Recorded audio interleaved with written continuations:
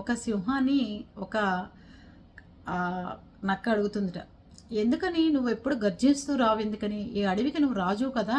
నువ్వు గర్జిస్తూ రావాలి గదా! ఎందుకని గర్జించకుండా అసలు అడుగులు సౌండ్ గూడా లేకుండా వస్తావు? అదే ఏనుగు చూడు గజరాజు అరుచుకుంటూ పెద్ద పెద్దగా పరిగెత్తుకుంటూ వెళ్తుంటే అడవి అడవి ఊగుతూ ఉంటుంది.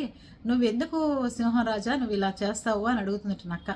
అప్పుడు సింహం చెప్తుందట, నేను వేసే అడుగు ప్రతిదీ అవతల వాడికి ప్రమాదకరంగా ఉండాలి తప్ప నేను అరుచుకుని నేను గోల చేసుకుని నేను చేసేది ఉండకూడదు.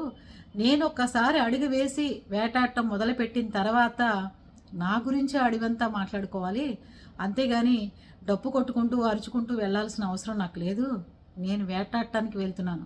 అవతల వాళ్ళని ఎలా బోల్తా కొట్టాలో చూడటానికి వెళ్తున్నాను. అందుకని నేను అరుచుకుంటూ వెళ్ళను. నా గమ్యాన్ని చేరుకోవడానికి వెళ్తున్నాను.